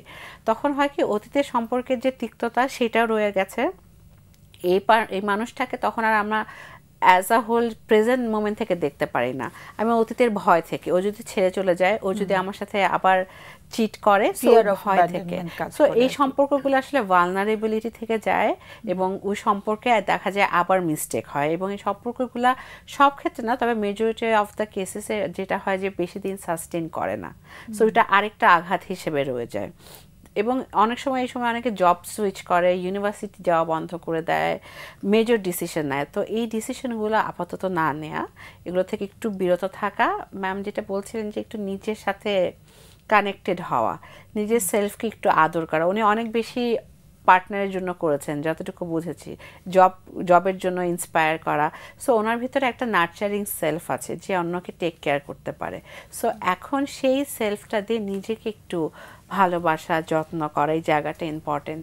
সেলফ হার্মের জায়গাটা আসলে যেটা আসাদ বলছিলেন যে কাউন্সিলিং সেবাটা আসলে হেল্প করতে পারে, যেহেতু ফ্যামিলিতে বলার, ফ্যামিলিতে একটা কোর জায়গা, দিন শেষে এখানে আসি। সো এখানে যদি বলার জায়গাটা না থাকে, অবশ্যই কাউন্সিলিংয়ের সাপোর্টটা ইম্পর্টেন্ট। আর একটু সময় লাগবে, মানে এই যে কষ্টটা, এই কষ্টটাকে একটু ধারণ করাটাও এটা আমাদেরকে শেখায় জীবনে। আমরা ছোটবেলা থেকে অনেক প্রোটেক্টেড ওয়েতে বড় হই, কিন্তু এই যে ধাক্কাগুলো আমরা খাই, ব্রেকআপ হয়, তো যেটা হয় এটার মাধ্যমে আমাদের ভিতরে কিন্তু আস্তে আস্তে আমরা শিখি যে কষ্টটাকে একটু ধরে রাখা, ওইটা ম্যানেজ করা, রেগুলেট করা। সো একটু সময় লাগবে। হ্যাঁ, আমি জাস্ট দুটো জিনিস অ্যাড করতে চাচ্ছি। একটা হচ্ছে যে ও থার্ড গার্ল চাইল্ড, তৃতীয় মেয়ে সন্তান, ওনারা কিন্তু ছেলের জন্য ট্রাই করছেন। তো অনেক সময় আমাদের কাছে ক্লায়েন্টরা এসে বলে যে আমি যখন হয়েছি তখন তারা একটু মানে হতাশ হয়েছেন, ডিসঅ্যাপয়েন্টেড হয়েছেন। তো ওটা সম্ভবত কোনো একটা পয়েন্টে শুনে থাকতে পারে যে ওরা মেয়ে চাচ্ছিল না, ওরা একটা ছেলে চাচ্ছিল। ওর যে সুইসাইডাল মানে অ্যাকশনগুলোতে যাচ্ছে সেটা কিন্তু এটার একটা ইন্ডিকেশন। হ্যাঁ, মানে আনওয়ান্টেড ফিল করা, আনডিজায়ারেবল ফিল করা, এটা কিন্তু রিপিটেডলি ও কিন্তু সেলফ হার্ম করে। তো সেইটার সাথে কিন্তু ওর যে থার্ড গার্ল চাইল্ড, মানে আমি জিজ্ঞেস করিনি কারণ এটা খুব সেন্সিটিভ কথা, সেন্সিটিভ প্রশ্ন হতো, সময়ও অনেক হয়ে যাচ্ছিল। সো ডেফিনেটলি ও শুনেছে যে they were expecting a boy child এবং they tried again and they had a boy child. তো তারপরে আবার একটা ভাই হলো, সেখানে কিন্তু আরও একটা একাকিত্ব তৈরি হওয়ার কথা ওর ভেতরে। সো খুব একা ভেতরে, আমার সেটা মনে হচ্ছে, ভেরি লোনলি ইনসাইড। সেই জন্য একটু আঁকড়ে ধরেছিল ওর বয়ফ্রেন্ডকে। আর একটু আমার মনে হচ্ছে একটু সাইকিয়াট্রিক হেল্প লাগবে। তোমরা হয়তো ওটা ভেবেছো কিনা আমি জানি না, কারণ যেহেতু সুইসাইডের এতগুলো ইতিহাস আছে, আমার মনে হয় যে শুধু সাইকোলজিস্ট না, ওটা সাইকিয়াট্রিক হেল্পটা, কারণ ও লাইফটা রিস্কে আছে আর কি। মানে আমি খুবই রেকমেন্ড করবো স্ট্রংলি যে she should be on medication for some time, কারণ ওর জীবনটা খুব ইম্পর্টেন্ট। জি ম্যাম, মানে ঠিকই বলে, মানে এক্স্যাক্টলি জায়গাটাতে ছিলেন যে আসলে সেলফ হার্মের জায়গা যেহেতু আছে। একটা ফোন অপেক্ষা করে আছে, ফোনটা নিয়ে আসি। হ্যালো। হ্যালো। হ্যাঁ, শুনছি আমরা। হ্যাঁ ম্যাম, ভালো আছেন? ভালো থাকার চেষ্টা করছি। আমার দাম্পত্য লাভ সম্পর্কে আমি একটু বলতাম। আসলে আমি বর্তমানে খুবই খারাপ অবস্থায় আছি। সেই বলো। আমার বিয়েটা হয় অ্যাকচুয়ালি একটা অ্যাক্সিডেন্টলি আমার বিয়েটা হয়ে যায়। আর বিয়ের 1 বছর আগ থেকে আমাদের ভিতরে অনেক সমস্যা। আমার বিয়েটা একবার ভেঙে যায়, সেইখানেই আবার আমার বিয়ে হয়। আমার বিয়ের বয়স 14 বছর। তবে আমি আর কি শারীরিক মানসিক ভাবে অনেক ফিজিক্যাল মানসিক টর্চার শিকার হয়েছি। ঠিক আছে, শারীরিক মানসিক, মানে শারীরিক এবং মানসিক ভাবে, মানে কি বলবো, অত্যাচার। হ্যাঁ হ্যাঁ। আচ্ছা। বর্তমানে আমি এখন অনেক অসুস্থ, মানে মেরুদণ্ডের, মানে তার মানে সে আমার অনেকবার হিট করছে। আচ্ছা। মানসিক ভাবে অনেক কষ্ট দিছে। এক কথায় সে তার বাবা মার কথা ছাড়া কিছুই বুঝতো না, চলতো না। আমি যে তার ওয়াইফ বা আমার তার জীবনে একটা ভূমিকা আছে, সেইটা সে কোনোদিনও বোঝার চেষ্টা করে নাই। আচ্ছা। শুধু জোরপূর্বক যে একটা সম্পর্ক আছে, এভাবেই আমাদের এই 14 বছর কাটে। আমার একটা বেবি আছে, আমার 2টা বেবি, মোট 3টে বেবি হয়, 2টো বেবি মারা যায়। আর একটা বেবি এখন আছে, ও ADHD তে আক্রান্ত, অনেক চঞ্চল। ওকেও মানে আমার হাজবেন্ড মনে করে ওকে শুধু মারধর করলে ও ভালো হয়ে যাবে। ওকেও মারছে, ছেলেটি বাচ্চাটিকে মারছে। ওকে তো করছে, তারপরে এখন আমি বুঝালে পরে বলে যে ওকে মারধর করলে ও ভালো হয়ে যাবে, মানে আমি বাধা দেই, এই জন্য সে বলে। ও বাচ্চাটার যে ADHD আছে সেটা তোমরা কোথাও নিয়ে গিয়ে হ্যাঁ, আমি অ্যাপোলোতে ডায়াগনোসিস করেছি। কোথায়? অ্যাপোলো এবার কেয়ার। অ্যাপোলোতে। আচ্ছা। তো সেটা তোমার হাজবেন্ড তো জানেন যে ও একটা, আমার হাজবেন্ড সবকিছু জানে, সবকিছু বুঝে, সবই মানে সে তার নিয়েই সবকিছু করছি। এখন বর্তমানে আর কি আমি মানসিক ভাবে খুবই, মানে আমার কোনো কিছুই ভালো লাগে না, মানে আনন্দও ভালো লাগে না, কোনো কিছুই ভালো না, মানে জীবন সম্পর্কে কোনো কিছু ভালোই লাগে না। মানে মানসিক ভাবে অনেক অসুস্থ, শারীরিক ভাবে আমি তার মানে অনেকবার ফিজিক্যাল টর্চারের শিকার হয়েছি। আচ্ছা। তা মনে করেন সিরিয়াস পর্যায়ে আর কি। এখন আমার মনে করেন আমার নিজেরই চলতে অনেক কষ্ট। এখন এই কিছুদিন আগে আমার সাথে আবারও একটা মানে সিরিয়াস পর্যায়ে সমস্যা হয়েছে। এখন আমি বলছি যে তুমি যতদিন কান ধরে আমার সামনে উদ্বোস না করবা বা ছড়ি না বলবা, আমি তোমার সাথে কোনো প্রকার ফিজিক্যাল রিলেশনে বা কোনো প্রকার মানে মিল মহব্বতে যাবো না। এখন সে আমার বলতেছে তুমি আমার সাথে অন্যায় করছো, তুমি যেটা করছো এটা কি ঠিকই? আমারে কান ধরতে বলছো। আমি বলছি তুমি যে আমাকে যতবার হিট করছো, আমি তো মানে মরার ঘর থেকে বাঁচছি বলতে গেলে। ওকে, তোমাকে বিয়ের পর থেকে গায়ে হাত তুলছে? আমাদের ভিতরে মনে করেন বিয়ে ভাঙার, বিয়ের পর থেকে কি গায়ে হাত তুলছে? হ্যাঁ হ্যাঁ, মানে সে তার বাবা মার কথায় সে, আমি বুঝতে পারছি সে নিজে থেকে এগুলো করতো না, সবসময় তার ফ্যামিলির কথায় কিছু হলে পরে আমাকে টর্চার করতো। আচ্ছা, ফ্যামিলি কি বলতো তোমাকে মারতে? ফ্যামিলি বলতো না, তারা বিভিন্ন ইস্যু নিয়ে তাকে রাগাই দিত, ঝগড়া শুরু করে দিত। আচ্ছা, ওকে। ফ্যামিলির খুব মানে প্রভাব ওর উপরে। হ্যাঁ হ্যাঁ, প্রভাব বলতে মানে খুবই প্রভাব। আর আমার বাচ্চাটাকে নিয়ে আমি খুব সমস্যায় আছি। বাচ্চাটাও এটিএসডিতে আক্রান্ত, ওকে সামলাতে সামলাতে আমি মানে খুব মানসিকভাবে মানে ভেঙে পড়ছি। তারপরে আমার হাজবেন্ডকে নিয়ে পারছি না। আর এই যে আমি এখন ইদানিং আমার মাথায় মানে একটা বাড়ি মারছিল, আমি অনেক ব্যথা পাইছি, ঘাটটা আমার 2 দিন পর্যন্ত নাড়াইতে পারি নাই। পরে বলছে যে এটা নাকি সে আসতে মারছে। আমি বলছি আমি তো অনেক ব্যথা পাইছি, আমি তো ঘর 2 দিন লড়াইতে পারি নাই। সে বলছে এটা মানে সে যাতে আমাকে হিট করে, সে বলে এটা নাকি নর্মাল, মানে ওটা আমি ব্যথা পাই না। ঠিক আছে। এই যে তুমি কথাগুলো বলছো, এই মুহূর্তে তোমার হাজবেন্ড কোথায়? হ্যাঁ, আমার সাথেই আছে। তোমার পাশে বসে আছে? হ্যাঁ, আসতে চাইনি, কথা বলতে চাইনি, যে তারা যা বুঝাবে। আসলে মোট কথা সে বুঝে বেশি, কিন্তু আমাকে বুঝাতে মানে অসমর্থ এই আর কি। মানে সে আপনারা কি বলবেন এ সম্পর্কে সে বুঝে যায়। আমি অনেক মানে বুঝাই টুঝাই তারপরে যে আমার সাথে বসাইছি, আপনাদের সাথে কথা বলবো বলে, যে আসলে কি আমি ভুল করছি তোমার সাথে। আমাকে বলতেছে তুমি যে আমাকে কান ধরতে বলছো, এটা কি তুমি ঠিক করছো? আর আমি বলছি আমি যে ভালো নাই, আমি এখন আসলে সত্যি বলতে আমি অনেক অসুস্থ, আমার চলাফেরা করতেও অনেক সমস্যা, আমাকে এতবার হিট করা হয়েছে। এখন আমার জীবন আর কি নাজেহাল অবস্থা, এখন আমি ট্রিটমেন্টও করতে পারতেছি না আর কি। তোমার হাজবেন্ড একটু কথা বলবেন আমাদের সাথে? হ্যাঁ হ্যাঁ বলবে, আছে যে আমার পাশেই আছে। হ্যালো, আসসালামু আলাইকুম ম্যাডাম। ওয়ালাইকুম সালাম। ওর তো অনেক উত্তেজিত হয়ে কথা বললো, কিছু যোগ করার আছে বা কিছু অন্য রকম কিছু বলার আছে কি? ওই আর কি ম্যাডাম, ওই যে আবেগ বেশি তো, মানে আপনাদের সাথে কথা পাইছে আর কি, অনেক আবেগ হয়ে গেছে, এই জন্য আর কি বলতে। অনেক আবেগ থেকে বলছে? জি জি। ও যে গায়ে হাত তোলার কথা বললো, এটা কি ঠিক? এই যে কিছুদিন আগে যেটা বলছে, ওই যে কোল বালিশ আছে না, বালিশ দিয়ে একটু দিচ্ছে আর কি, ওইটাই ব্যথা পাইছে, বালিশ দিয়ে দিছে, বালিশ আর কত ব্যথা পায়।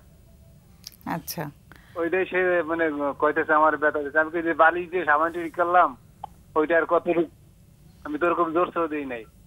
এরপরে তো সরি বলছি, এরপরে যে আমার কয় কান ধরকে উঠবস করতে, তারপর আমি বলছি মানে সামনে আপনি কান ধরছি কিন্তু উঠবস করি না। আমি কি দেখো ওইটা উঠবস করাটা এখন আমার এটা মানে আমি নিজে লজ্জিত, ধরলাম কান ধরলাম কিন্তু উঠবস করতে পারবো না, উঠবস করবো এটা মানে ছোট করে তো কান ধরছি, কিন্তু এখন এই জিনিসটা উঠবস করার সামনে মানে লজ্জা লাগে আর কিছু না। কিন্তু কান এমনি ধরছি 2-3 দিনই কান ধরতে দেখাচ্ছি, শুয়েছিও কান ধরছি, দাঁড়াইও ধরছি, হবে না আর উঠবস করা লাগবে। এই দেখেন এই মানে জেদ ধরছে আমার উঠবস করতে দেখাইতে হবে।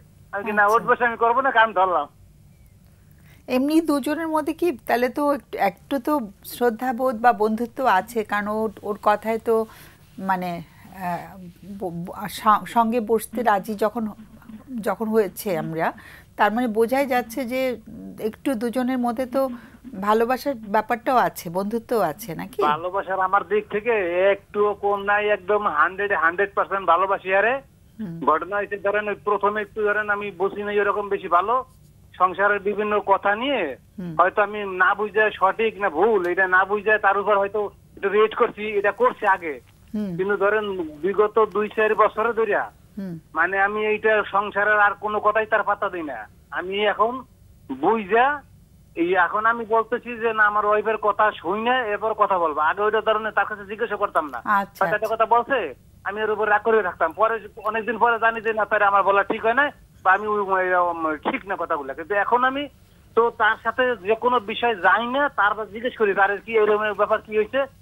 ও এখন আমি ওর ব্যাপারে রিয়েট কখনোই করি না। সেও বলতে পারবে না যে আমি 2-4 বছরে আর ফ্যামিলির কথায় এখন শুনি না কিছু বলতে পারে। আগে হয়তো আমি বুঝি নাই দিকে করছি এটা, কিন্তু এখন তো আমি আর এগুলা করতেছি না। কিন্তু ও ঠান্ডা হচ্ছে না, ও এখনো রেগে আছে, তাই তো?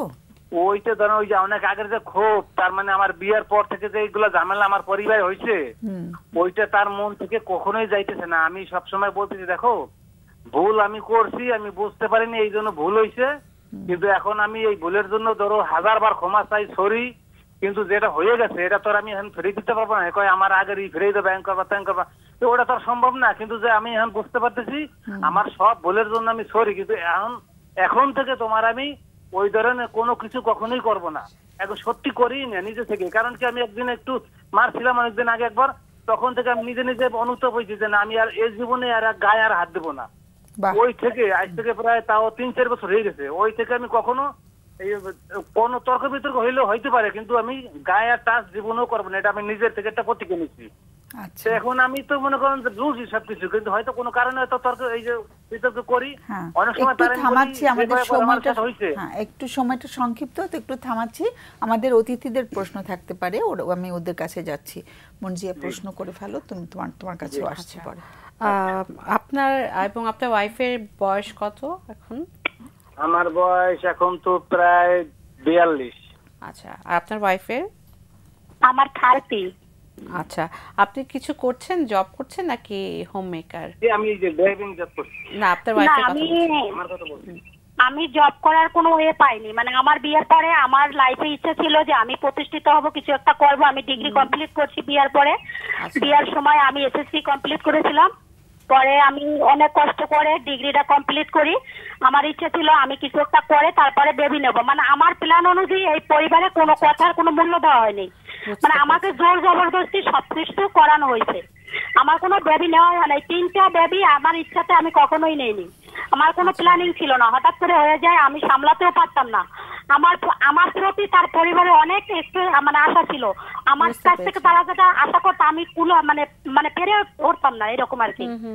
আমার বয়সটাও কম ছিল।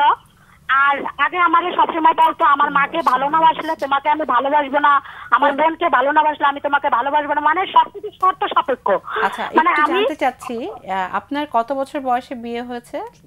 আমার তখন বয়স 16, আমার 16 প্লাস। আচ্ছা, আপনার বলছিলেন যে অ্যাক্সিডেন্টালি বিয়েটা হয়েছে।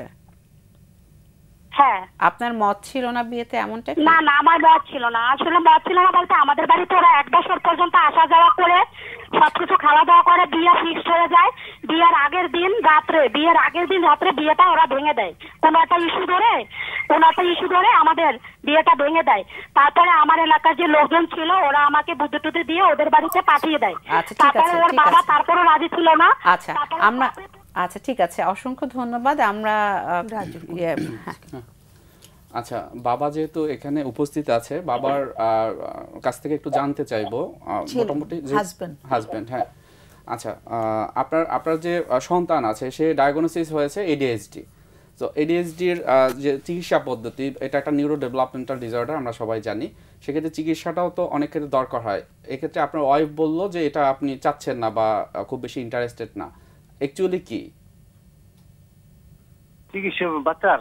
হ্যাঁ, বাচ্চার চিকিৎসা করাইছি স্যার, কিছু করতে পারি না, শুধু ডায়াগনোসিস হচ্ছে। কিন্তু কোনো তারপরে একবারেই গেছি, আমরা 2বার গেছি, শুধু তারা বুঝাইছে যে আপনার বাচ্চার এটা আছে। কিন্তু তারপরে কিছু হয় না, আমাদের আর্থিক একটু সমস্যা আছে, যেতে পারি না ডক্টরের কাছে। তারপরে আমি তাকে অনেক বুঝাই। মানে আমার বয়স কম, তারপর আমার হাজবেন্ডকে কিন্তু আমি অনেক বোঝানোর চেষ্টা করি, দেখো আমাদের দুজনের সংসার, তুমি যদি তোমার বাবা মা নিয়ে আমাদের ভিতরে কলহ সৃষ্টি করো, তারা তো ভালো আছে, আমরা তো ভালো নেই। আমার বাচ্চাটা অসুস্থ, তুমি যদি একটু না বুঝো ওকে মারধর করো তো আরো অসুস্থ দেবো। আচ্ছা, ঠিক আছে, একটু থামাই তোমাকে। হ্যাঁ, আমাদের তো সময় শেষ হয়ে যায়। তোমার প্রশ্নটা একটু করে ফেলো আজকের জন্য। মানে আজকে আমার হচ্ছে যে ও এখন যে বললো যে আমি ভালো হয়ে গেছি, আমি স্বীকার করি আমার দোষ, ঠিক আছে, কিন্তু ও উত্তেজিত হয়ে গেলে ও যে কি করে ও নিজেই জানে না, নিজের ভিতরে নিজের কন্ট্রোল করতে পারে না, ধুমধাম গার। আচ্ছা, তোমার প্রশ্নটা একটু করে ফেলো আমাদের কাছে। আমাকে হাজারো তুমি যা মন চায় তোমার রাগ হলে বলো। তোমার প্রশ্নটা একটু করে ফেলো আমাদের। এখন আমার প্রশ্ন হচ্ছে যে আমি আসলে ওর যে সমস্যাটার জন্য আমি মানে পেরে উঠছি না। এখন আমি ওকে কিভাবে বুঝতে পারি, কারণ ওরও সমস্যা, ওটা আমি বুঝতে পারতেছি না। আমি যেটা বুঝেছি ওর সেটা বুঝতে পারছি না। খুবই সুন্দর প্রশ্ন করেছো, খুব সুন্দর প্রশ্ন করেছো। আমরা we are so proud of you. খুব ভালো লাগলো যে আমি ওকে কি করে ভালো করে বুঝতে পারি, ওকে তো আমি বুঝতে পারছি না। হ্যাঁ, তোমার হাজবেন্ডের কোনো প্রশ্ন আছে আমাদের জন্য? না ম্যাডাম, আমি যেটুকু বলছি ওই পর্যন্তই ম্যাডাম। আচ্ছা, কোনো প্রশ্ন নেই। ওকে, অনেক ধন্যবাদ। আমরা আলোচনা করি, আমাদের আলোচনা শুনলে ভালো হয় এবং দুজনের প্রতি অনেক শ্রদ্ধা জানাচ্ছি, আবার দুজনের প্রতি শ্রদ্ধা জ্ঞাপন করছি। তো চট করে রাজু প্রথম বলতে চাও? যেটা হলো যে আমরা হচ্ছে যে ওয়াইফের কাছ থেকে বেশ কিছু তথ্য পেলাম। তার কাছ থেকে যখন কথাগুলো শুনছিলাম আমার কাছে মনে হয়েছে যে এর যে প্লটটা একটু অন্যরকম। যখন তার হাজব্যান্ডের সাথে কথা বলে কিছুটা পার্থক্য আমি এখানে দেখতে পাই। তো সেক্ষেত্রে আমার কাছে মনে হয় যে তাদের ভিতরে যে মিউচুয়াল আন্ডারস্ট্যান্ডিংটা সেই জায়গাটাতে কিছু বিষয় আছে যেটা হয়তো বা তাদের অবস্থান থেকে কতটুকু ডিল করতে পারবে, যদি পারে সেক্ষেত্রে ওপেন ডিসকাশন করা। আর যদি আমার ভুল হয়ে যায় সেই ভুলের জায়গাটিতে আমরা আসলে সরি বলতে পারি কিনা, অন্যের যে মতামতটি থাকবে সেই মতামতটিকে রেসপেক্ট করার যে জায়গাটা, এরকম কিছু। আর যে জিনিসটা ADHDর কথা বলা হয়েছে যে এটা ওয়াইফ বলছে যে একবার ডায়াগনোসিস করা হয়েছে, এরপরে আর ওইভাবে করা হয়নি। হয়তোবা এ থেকে আমরা কিছুটা বুঝতে পারি যে এই ধরনের কিছু বিষয় থেকে যায় যেটা হয়তো বা আমাদের এই যে নিজস্ব সত্তার কথা আজকের যে টাইটেলটা তার সাথে অনেকটাই মিলে যায়। এই সত্তার জায়গাটা হয়তো বা আমরা প্রকাশ করতে পারি না। আমরা অ্যাডাল্ট থেকে বা বড়দের মতো প্রাপ্তবয়স্কদের মতো যে সিদ্ধান্তগুলো হয়তো বা সেই বিষয়গুলো আমরা নিতে পারছি না। তো এইখানে ADHD যদি ডায়াগনোসিস হয় আমি বলবো যে এটা অনেক সময় ট্রিগারিং ফ্যাক্টর থাকে, হয়তো বা এই একজন বাচ্চার জন্যই পরিবারের সবসময় কিছু না কিছু ঝামেলা লেগে থাকে। সেক্ষেত্রে এটা কন্টিনিউয়াস একটা ট্রিটমেন্টের আন্ডারে থাকতে হয়, বিহেভিয়ারাল থেরাপি। সো যদি দুজনেই মিউচুয়ালি এই কাজটা করা যায় নিয়মিত, যে এখন খুব ইজি, অনেক সময় যে পিজি হাসপাতালে ইপনা আছে সেখানে এই শিক্ষা বিনামূল্যে চিকিৎসা দেওয়া হয়। তো ওখানে যদি ওভাবে যাওয়া হয় হয়তো বা 2 সপ্তাহ বা 3 সপ্তাহ পরে গেলেও তার অন্তত ওই যে বিষয়টা, আমি এটাকে ট্রিগারিং ফ্যাক্টর হিসেবে ধরছি এই কারণে। আর ট্রিগারিং ফ্যাক্টর মানে তাদের ভিতর সম্পর্কটা যেভাবেই যাচ্ছে, হয়তো বা বাচ্চা একটু কোনো একটা কিছুতে একটু ঝামেলা তৈরি হলো, তার জন্য হয়তো বা নিজেদের ভিতরে সম্পর্কটা একটু ঝামেলা তৈরি হয়ে গেল, নিজেদের ভিতরে ঝামেলা তৈরি হলো। আর একটা বিষয় যেটা বলছিল যে তার বাবা মার কথা শোনে, মানে হাজব্যান্ডের বাবা মার কথা শুনে তার উপর বিভিন্ন রকমের টর্চার করে। বিষয়টা হলো যে হয়তো বা এখানে আরও বেশ কিছু জানার বিষয় আছে। আমরা যখন এই ধরনের কেস ডিল করি তখন দেখা যায় যে একটা এনভায়রনমেন্ট থাকে, সেখানে হলো আলাদাভাবে আমরা কথা বলতে পারি, আবার দুজনকে নিয়েও কথা বলতে পারি। সেটা ওদের পক্ষে সম্ভব না, সম্ভব অর্থনৈতিক অসুবিধা আছে। রাইট। সেটাও যদি হয়, যদি এই যে আমরা বললাম ইপনার কথা বললাম বা অন্যান্য যে ওখানে অনেক সময় কিন্তু এরকম হয়, ইন্টার্নি যারা করে তাদের অন্তত তাদের সাথে একটু কথা বলে হিলিং এর জায়গাটা বা কি কি করণীয় আমাদের একজনের জায়গা থেকে আমরা কতটুকু করতে পারি, কিছু জিনিস হয়তো ওখানে পাওয়া সম্ভব সরকারি যে জায়গাগুলোতে আছে। ওয়াইফের কথা শুনে মনে হলো, ওনার কথা শুনে প্রচুর চাপা ক্ষোভ, কষ্ট, অনেক কিছু জমে আছে এবং তার অনেক বলার নিড আছে, যেটাকে খুব শ্রদ্ধা ভরে দেখছি। এবং সেই জায়গা থেকে অবশ্যই বলবো যে উনি কাউন্সিলিং সাপোর্টটা যদি নেন, যেটা আসাদও বলছিলেন যে সরকারি হসপিটালগুলোতে সেবাটা আছে, অ্যাটলিস্ট নিলে তার বলার একটা জায়গা থাকবে, যেখানে সে একটু থাকে না, তার অনেক কষ্ট জমেছে, এই কষ্টগুলো একটু হিলিং হওয়াটা দরকার। পাশাপাশি হাজব্যান্ডেরও থেরাপি দরকার, কারণ উনি এই যে মারধর করেন যখন তখন হাত তুলে, যদিও এখন কমে এসেছে, তারপরও এটা রিয়েলি অ্যাপ্রিসিয়েট করছে। এবং যেটা বলছিলেন কোথাও না কোথাও ভালোবাসা আছে তাদের ভিতরে এবং কাজ করার জায়গা আছে। কপল থেরাপিটা খুবই ভালো হতো যদি অ্যাভেল করতে পারতেন, কিন্তু ফিনান্সিয়াল একটা ইস্যুর কথা বলেছেন, সেটার জন্য বললাম যে আলাদা আলাদাভাবে অ্যাটলিস্ট ইন্ডিভিজুয়াল থেরাপি নিল। উনি যে এই যে বারবার আগ্রাসনটা যত আমরা বাড়তে দিব তত বেশি বাড়ে। অনেক সময় আমরা শুনি না যে পাশের বাড়িতে হুট করে ওয়াইফকে মেরে ফেললো বা হাজব্যান্ডকে মেরে ফেললো, তারা কিন্তু এতটা অ্যাগ্রেসিভ ছিল না, কিন্তু যখন অ্যাগ্রেশনকে বাড়তে দেওয়া হয় সেটা কিন্তু দিন দিন একটা কঠিন বা খুব বাজে রূপ ধারণ করে। হাজব্যান্ড বলছিলেন যে সামান্য বালিশ দিয়ে আমি খুব চাপা দিয়েছিলাম, এটা হতে পারে তার ওয়াইফের জন্য অনেক পেইনফুল ছিল, আমি কিন্তু জানি না, আমি আমার জায়গা থেকে বলছি। তো এই জায়গাটাতে আমি বলবো যে এখনও মানে দুজনেরই সাপোর্টটা দরকার এবং এই যে উনি ওয়াইফকে শ্রদ্ধা করাটা খুব জরুরি। যেমন ফিজিক্যাল ইন্টিমেসির জায়গাটাতে উনি বলছিলেন ওয়াইফ যে আমি চাই না, তারপরও করতে হয়, অনেক সময় হাজব্যান্ড ফোর্স করে। সো এই ফোর্সগুলো করলে যেটা হয় সম্পর্কে শ্রদ্ধাটা চলে যায়, হ্যাঁ একটা থাকে না মন থেকে উঠে যায়। তো এই শ্রদ্ধার জায়গাটা খুব গুরুত্বপূর্ণ। সন্তানের জায়গাটা যদি বলি ADHD আছে, পাশাপাশি আপনাদেরকে দেখেও কিন্তু সন্তানরা শিখছে। সো বাবা মার ভিতরে যখন দেখবে যে বাবা মা দুজনই অনেক বেশি উত্তেজিত, রাগান্বিত, অস্থির থাকছে, তখন কিন্তু সেটা সন্তানের ভিতরেও সেই এনার্জিটা পাস হয়। সো বাবা মার কাম হওয়া, শান্ত হওয়া, মনটাকে প্রশান্ত রাখা খুব দরকার। এবং সাইকিয়াট্রিক মেডিসিনও নিতে পারেন। আমার মনে হচ্ছে ওনার ওয়াইফের কথা শুনে যে ওনার অনেক বেশি থাকে না অ্যাংজাইটি এবং অনেক অ্যাঙ্গার জমে থাকা, কষ্ট, রাগ। সো এখানে সাইকিয়াট্রিক সাপোর্টটা ওনাকে কাম ডাউন করতে হেল্প করবে। এবং খুব ভালো হয় যদি হাজব্যান্ড ওয়াইফ এখন থেকে, যেহেতু হাজব্যান্ডের কথা বললেন, একটু দুজন মিলে নিজেদের মতো করে যদি থেরাপির সেশনও না হয়, অ্যাটলিস্ট কি দিতে পারে। ওনার ওয়াইফ যেমন বললো যে আমি কি করতে পারি যেটাতে সম্পর্কটা ভালো হতে পারে, হাজব্যান্ডও জিজ্ঞেস করতে পারেন কি না। এবং প্র্যাকটিস করা ক্ষমা করা নিজেকে এবং অন্যকে, সো দ্যাট থাকে না মনের শান্তিটা ফিরে আসে। সেটাই, এটা খুব জরুরি একটা জায়গা কিন্তু।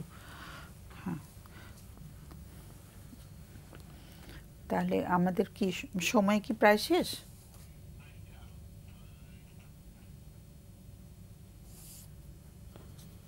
বোঝা গেল না কথাটা।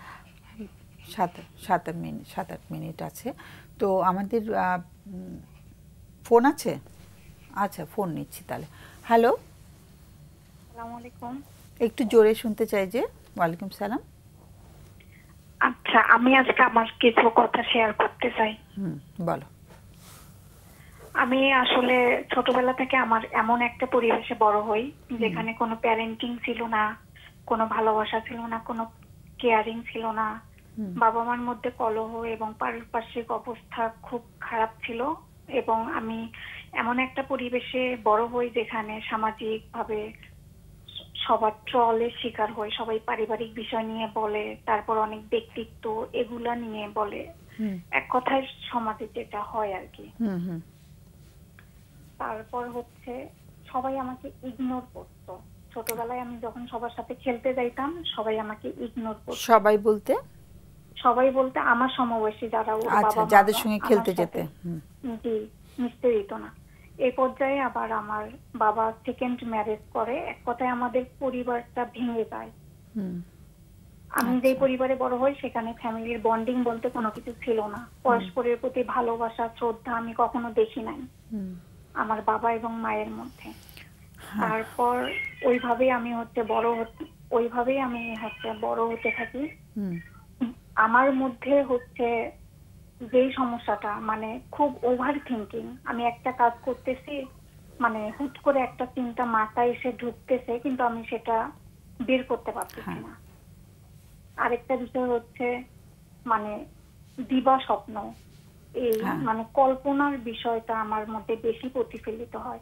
এত সুন্দর সুন্দর টার্ম তুমি ইউজ করছো, খুব ভালো লাগছে। বলো, ডে ড্রিমিং করছো। হ্যাঁ, জি, এগুলা হয়। আর ওই অবস্থা থেকে আমি উঠে আস্তে আস্তে আমার এক কথায় ভালোবাসা, প্যারেন্টিং, পরিবার, সমাজ এগুলোর প্রতি একদম ঘৃণা করি আমি। আচ্ছা, আমি যে সবসময় ইতিবাচক থাকতে চাই, কিন্তু আমার পারিপার্শ্বিক যে অবস্থা, আসলে এখানে ইতিবাচক থাকা মানে সম্ভব হয় না।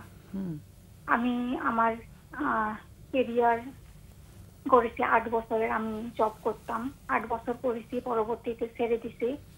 আমার আরেকটা প্রবলেম হচ্ছে আমি কোনো নতুন মানুষের সাথে কানেক্ট হতে পারি না। আচ্ছা, এক কথায় আমি বিবাহিত, আমার একটা বাচ্চা আছে। আমার হাজবেন্ড অ্যাক্সিডেন্ট হয়েছে, অসুস্থ। তো এখন যে আমি যে অবস্থার মধ্যে দিয়ে যাচ্ছি, আমি ফ্যামিলির মধ্যে কারোর সাথে আমার কোনো বন্ডিং নাই। আমি কারোর সাথে কথা বলি না, মানে এক কথায় আমার কারোর সাথেই কোনো বন্ডিং নাই। নতুন মানুষের সাথে কানেক্ট করার থেকে আমার যে একা থাকতে ভালো লাগে। আমি সবসময় চুপ থাকি। আর এক সময় যে বইয়ের সাথে আমার খুব সম্পর্ক গভীর হয়, কিন্তু বইয়ের যে নীতিমালা, বাস্তবের নীতিমালা অন্যরকম। বাস্তবের জীবনটা আলাদা। তোমার বয়সটা এখন কত? 33। আর বিয়ে হয়েছে কতদিন? 6 বছর প্লাস। আর তোমার সন্তান আছে বললে একটা? জি, একটা মেয়ে, 5 বছর প্লাস। 5 বছর প্লাস। আর তোমার হাজবেন্ড কি শয্যাশায়ী নাকি কাজ করতে পারছেন? না, শয্যাশায়ী। কি মানে ওনার কি অ্যাক্সিডেন্ট হয়ে কি মানে উনি? অ্যাক্সিডেন্ট হয়েছে ওনার, হচ্ছে হিপ জয়েন্ট ডিসপ্লেস হয়েছে, ওটা মানে জয়েন্ট লাগানো হয়েছে, কিন্তু হচ্ছে যে মানে আবার পায়ের রগ যেগুলো আছে ওগুলো থেতলে গেছে, এজন্য আর কি প্রবলেম। মানে ডাক্তাররা কি বলছেন, ও কি সুস্থ হবে না? ডাক্তার বলছে সুস্থ হবে কিন্তু সময় লাগবে। মানে কতদিন আগে হয়েছে অ্যাক্সিডেন্টটা? মে মাসের 29 তারিখে অ্যাক্সিডেন্ট। এই বছরই না? জি। ওকে, তুমি বলছিলে তোমার খুব একা লাগে আর কারোর সাথে ইন্টারঅ্যাক্ট করতে ইচ্ছে করে না, তাই তো? ওকে, আমাদের সময় খুব সংক্ষিপ্ত হয়ে এসছে। আমরা কি দুই একটা প্রশ্ন করতে পারবো নাকি আলোচনা? অবশ্যই। আচ্ছা, একটু চট করে দুই একটা প্রশ্ন করে ফেলো। একটা প্রশ্ন ছিল, আপনার হাজবেন্ডের সাথে আপনার এখন সম্পর্ক কেমন? আমার হাজবেন্ডের সাথে এখন আমার সম্পর্ক ভালো নাই, কারণ হচ্ছে যে মানে সবাই বলে যে স্বামী স্ত্রীর মধ্যে যে পার্সোনালিটি নাই, একদম ফ্রি, এটা আমার একদম ভালো লাগে না। সবারই ব্যক্তিগত নিজস্ব কিছু পার্সোনালিটি থাকে, যেমন কারো অনুমতি না নিয়ে গায়ে হাত দেওয়া, এটা আমি পছন্দ করি না। এই বিষয়গুলা নিয়ে হচ্ছে এখন ঝামেলা হচ্ছে। তার হচ্ছে যৌন সমস্যা আছে, এই জন্য হচ্ছে 3 বছর ধরে আমাদের কোনো শারীরিক কোনো বন্ডিং নাই, এই পজিশনে আছে, এগুলা নিয়ে ঝামেলা হচ্ছে। সে আমাকে খুব সন্দেহ করে। আচ্ছা, উনি কোনো ডাক্তার দেখেছিলেন এই যে যৌন সমস্যার জন্য? ডাক্তার দেখিয়েছিল কিন্তু কোনো কাজ হয়নি। মানে মেডিসিন দিয়েছিল এরকম উনি নেননি নাকি?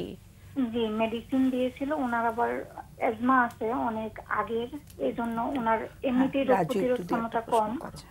আচ্ছা, ঠিক আছে, আরেকজন আছে যে প্রশ্ন, আরেকজন অতিথি প্রশ্ন করবে, চট করে একটু প্রশ্ন করে। আচ্ছা, আপনাকে অসংখ্য ধন্যবাদ, খুব সুন্দরভাবে একদম সাবলীল ভাষায় আপনার উপস্থাপন করেছেন। আপনার কেসটা বুঝতে খুব বেশি সমস্যা হয়নি।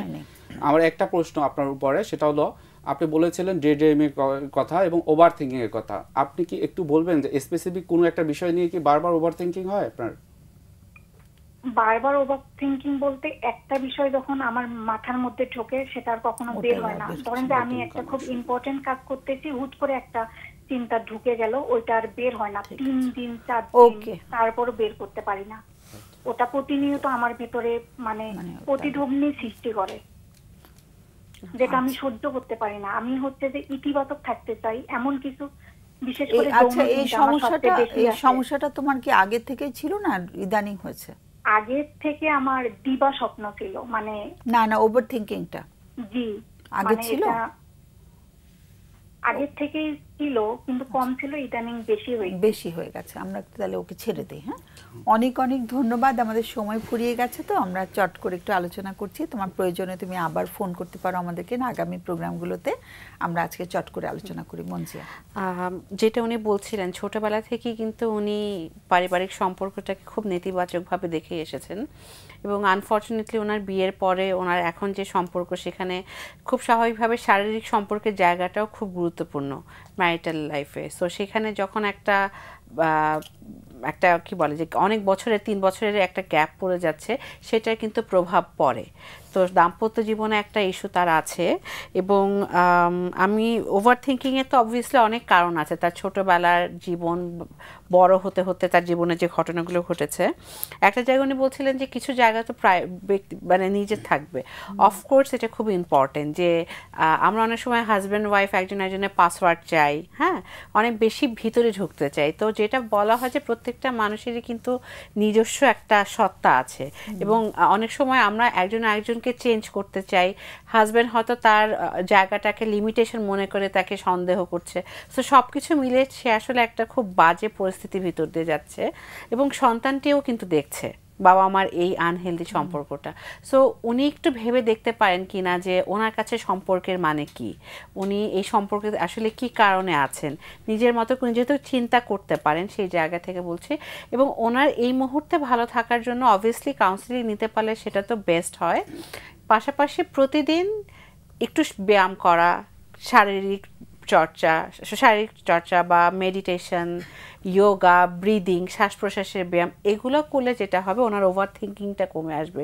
এবং এই যে দিবা স্বপ্নের কথা বলছেন, ব্রেনটা অনেক বেশি টায়ার্ড থাকে, তাই অবচেতন মনে ব্রেনটা এমন কোথাও চলে যায় যেখানে কিছুটা সময় সে রেস্ট করতে পারে। সো এটা কমিয়ে আনা, অর্থাৎ অতীত আর ফিউচারে মনটা যাতে বারবার না গিয়ে বর্তমানে আসে, সেটার জন্য মাইন্ডফুলনেসটা খুব ইম্পর্টেন্ট। খুব সুন্দর একটা কথা বললে, ব্রেন রেস্ট করতে চায়। বলো রাজু, চট করে বলে ফেলো। এক্স্যাক্টলি, যেটা আমি বলতে চাচ্ছিলাম যে বর্তমানে থাকার প্র্যাকটিস আমরা সবসময় চেষ্টা করব যে বর্তমানে থাকা, কারণ ভবিষ্যতে কি হবে আমরা জানি না, আবার অতীতে কি হয়েছে সেটাও আমরা পরিবর্তন করতে পারি না। এখানে একটা বিষয় কিন্তু আমার কাছে খুব গুরুত্বপূর্ণ মনে হয়েছে, সেটা হলো তার হাজবেন্ডও কিন্তু সন্দেহ করে যে কথাটা বলেছিল। তা এটা আমাকে ইন্ডিকেট করে যে সে হয়তো বা তারা দুজনেই যদি একটা সাহায্যের এই জায়গাটাতে, প্রফেশনাল যে সাহায্যের কথা, সেটা পারা যায় কিনা বা সম্ভব কিনা। সে 8 বছরের একটা ক্যারিয়ারও তার ছিল, সে বলেছে এটা তার একটা পসিবিলিটি, হয়তো বা সে ভবিষ্যতে আরও ভালো কিছু করতে পারবে ওই 8 বছরের অভিজ্ঞতা দিয়ে। সো এই জায়গাটাতে কিভাবে এফেক্টিভলি একটু সামনে আগাবো, এজন্য আমি বলবো যে আপু যেটা বললো এটা সম্পূর্ণটাই আপনার নিজের জন্য, আপনি নিজে একটা জায়গাতে যেন দাঁড়াতে পারেন আপনার মানসিক এবং শারীরিকভাবে, সেটা করতে পারেন। আর সাথে সাথে একটু সময় নিয়ে যদি ভবিষ্যতে চিন্তা আমি করব, এবং সেটা আমরা পজিটিভভাবে করার চেষ্টা করব দুজনে মিলে।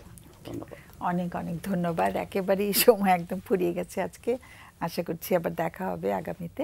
সুপ্রিয় দর্শক, আমাদের সময় একদম ফুরিয়ে গেছে, আমরা আগামী অনুষ্ঠানে আবার দেখা হবে সবার সাথে। আগামী অনুষ্ঠানের বিষয়বস্তু হচ্ছে যে কাছের মানুষরা আমাদেরকে যদি অসম্মান করে তখন কি আমরাও নিজের প্রতি শ্রদ্ধা হারিয়ে ফেলবো, নাকি শ্রদ্ধা করতে চেষ্টা করব। সো আমাদের কাছের মানুষরা অসম্মান করলে আমরা কি নিজের প্রতি শ্রদ্ধা হারিয়ে ফেলবো কিনা, এটা আগামী অনুষ্ঠানে আমরা আলোচনা করব। সে পর্যন্ত সবাইকে অনেক অনেক ধন্যবাদ এবং শুভকামনা জানিয়ে শেষ করছি। শুভরাত্রি।